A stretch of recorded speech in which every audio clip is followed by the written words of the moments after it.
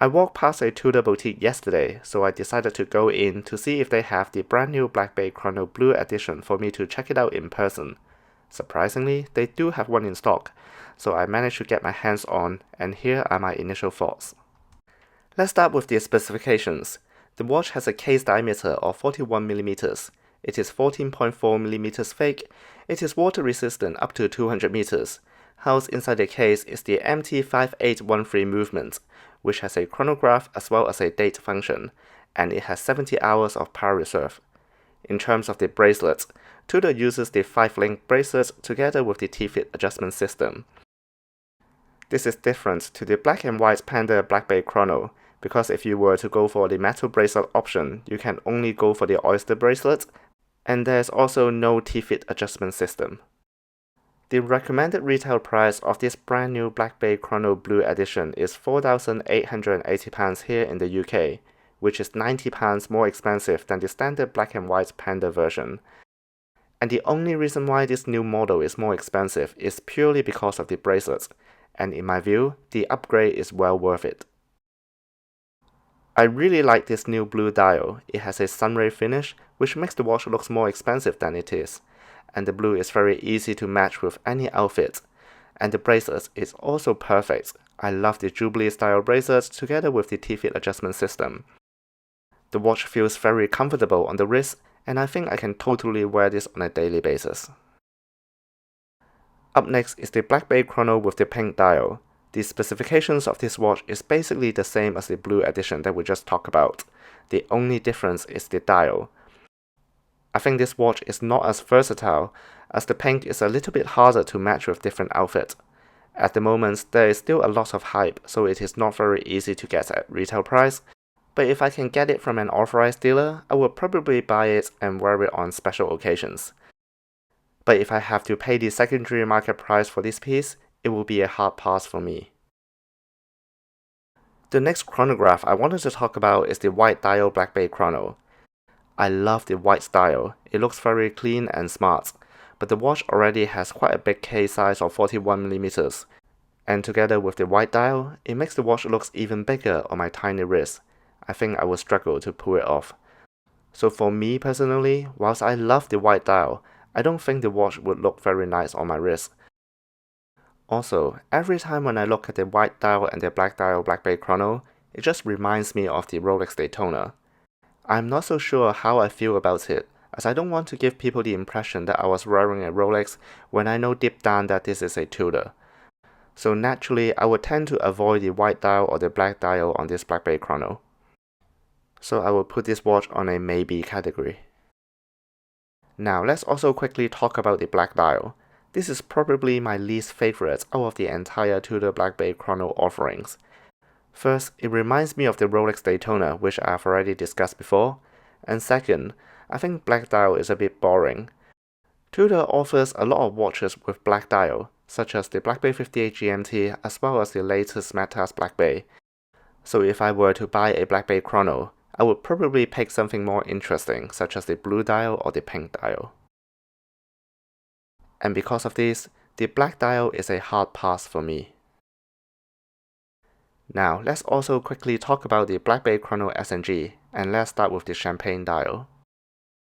Whilst I'm not usually a big fan of two-tone models, I actually quite like the design that Tudor has decided to use here. I love that Tudor used brush finish on the center lanes. It makes the watch less shiny and it doesn't catch as much attention. It makes the watch more low-key and is more versatile. I also like the idea of cap gold, as it lowers the entry price of this model and it makes it a lot more affordable.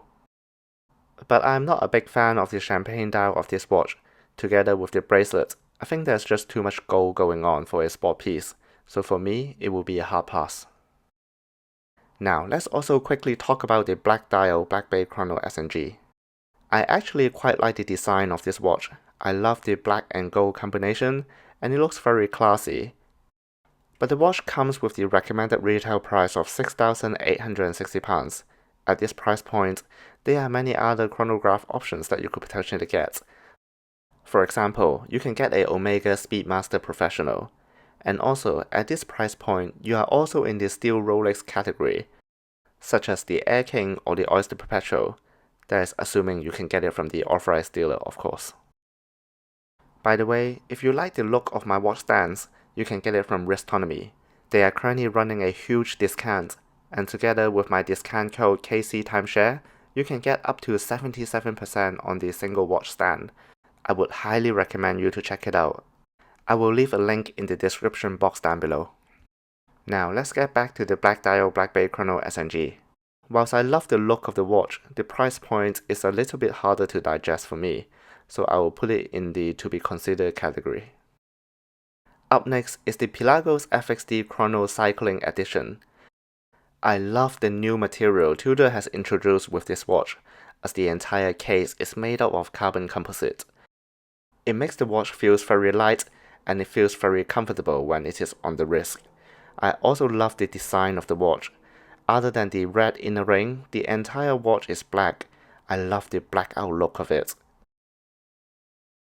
I also like that the chrono pushers are not screwed down, as it makes it a lot easier for me to operate the chronograph, and therefore I would be more likely to play with this function on a daily basis.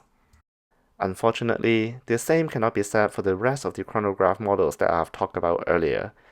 It just takes a lot of effort to unscrew the pushers and to re-screw it back once you are done with the chronograph, which means I will be less likely to play with the chronograph function. And because this is a FXD, there is a fixed bar design, meaning that you can only fit a fabric strap or a one-piece leather strap on this case, and you cannot fit your own bracelets onto this model. This, in my view, takes away the versatility of this watch, and together with a 43mm case, I think this watch is just too big for me. So whilst I love the look of this watch, I'm not sure if I can pull it off, so I will put it in the to be considered category. The final watch I wanted to talk about is the Alini Red Bull FXD Chrono. This watch is very similar to the Cycling Edition FXD that we just talked about. There are two major differences. First is the color, and second is the bezel. I'm not personally a fan of the washed-out blue color used on this FXD, and I much prefer the blue on the BlackBay 58 Blue. And this watch also features a bidirectional can-stand bezel. This bezel, together with the chrono pushers, just look a little bit weird to me, so I'm also not a big fan of the design. So for me, this will be a hard pass. If you prefer a Rolex over a Tudor, you should check out this video where I talk about the wait time and the spend history required in order to obtain a Rolex from an authorized dealer. Please give this video a like and subscribe to my channel, and I will see you on my next video.